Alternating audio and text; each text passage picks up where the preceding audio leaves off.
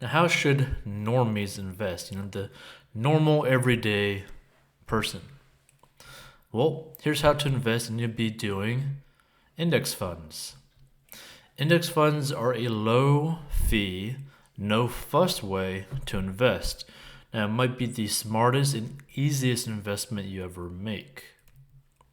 Everyone should invest in index mutual funds, and for good reason. They're an easy, hands-off, diversified, low-cost way to invest in the stock market. When investors buy an index fund, they get a well-rounded selection of many stocks in one package without having to purchase each individually. And because these funds simply hold all the investments in a given index versus an actively managed fund that pays a professional to do the stock picking, management fees tend to be low. The result, higher investment returns for individual investors. Lastly, index funds are easy to buy. So number one, decide where to buy. You can purchase an index fund directly from a mutual fund company or a brokerage. Same goes for exchange-traded funds, ETFs, which are like mini mutual funds that trade like stocks throughout the day. When you're choosing where to buy an index fund, consider the fund selection. Do you want to purchase index funds from various fund families? The big mutual fund companies carry some of their competitors' funds, but the selection may be more limited than what's available in a discount broker's lineup. The convenience. Find a single provider who can accommodate all your needs. For example, if you're just going to invest in mutual funds or even a mix of funds and stocks, a mutual fund company may be able to serve as your investment hub. But if you require sophisticated stock research and screening tools, a discount broker that also sells the index funds you want may be better. The trading cost. If the commission or transaction fee isn't waived, consider how much a broker or fund company charges to buy or sell the index fund. Mutual fund commissions are higher than stock trading ones, about $20 or more, compared with less than $10 a trade for stocks and ETFs. Commission-free options. Do they offer no transaction fee mutual funds or commission-free ETFs? This is an important criterion we use to rate discount brokers. The selections at Charles Schwab, E-Trade, Fidelity, and TD Ameritrade are worth checking out. Number two, pick an index. Index mutual funds track various indexes. The Standard & Poor's 500 index is one of the best known indexes because the 500 companies it tracks include large, well-known US-based businesses representing a wide range of industries. But the S&P 500 isn't the only index in town.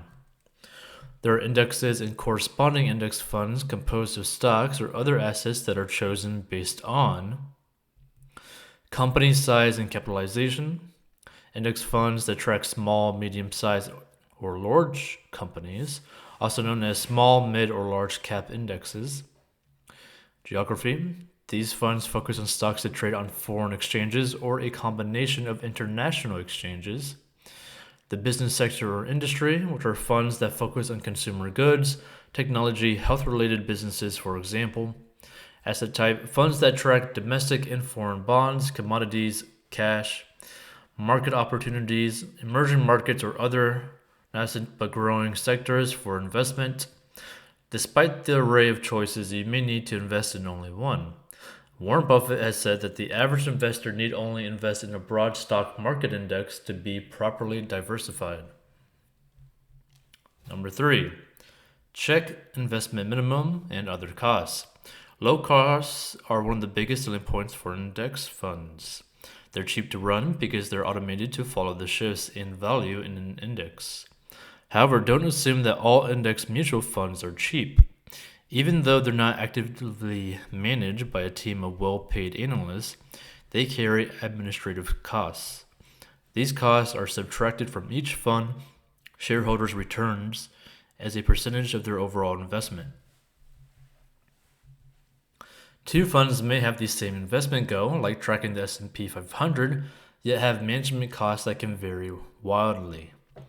Those fractions of a percentage point may seem like no big deal, but your long-term investment returns can take a massive hit from the smallest fee, inflation. Typically, the bigger the fund, the lower the fees. The main cost to consider: investment minimum. The minimum required to invest in a mutual fund can run as high as a few $1,000s. Once you've crossed that threshold, most funds allow investors to add money in smaller increments. The account minimum. This is different than the investment minimum. Although a brokerage's account minimum may be $0, common for customers who open a traditional or Roth IRA, that doesn't remove the investment minimum for a particular index fund. The expense ratio. This is one of the main costs are subtracted from each fund shareholders' returns as a percentage of their overall investment. Find the expense ratio in the mutual fund's prospectus or when you call up a quote of a mutual fund on a financial site. For context, the average annual expense ratio was 0.09% for stock index funds and 0.07% for bond index funds versus 0.82% for actively managed stock funds and 0.58% for actively managed bond funds, according to a 2016 report from the Investment Company Institute. Then you have the tax cost ratio. In addition to paying fees, owning the fund may trigger capital gains taxes if held outside tax-advantaged accounts like a 401k or an IRA. Like the expense ratio, these taxes can take a bite out of investment returns, typically 0.3% returns when invested in an index fund, according to a 2014 study by Vanguard founder John Bogle. Fund tracker Morningstar calculates the tax cost ratio, which shows the percentage by which a fund's performance has been reduced by taxes. So here are the best index funds with low costs as of May 2020. By far the most popular class of index funds are linked to the S&P 500 in 2018. Nearly 30% of all investor cash in index funds tracked that benchmark index. According to the Investment Company Institute, here are some of the best index funds pegged to the S&P 500. Vanguard 500 Index Fund Admiral Shares, FIDELITY, also known as the Vanguard S&P 500 Index Fund. This fund was founded in 1976 and is the granddaddy of all index funds.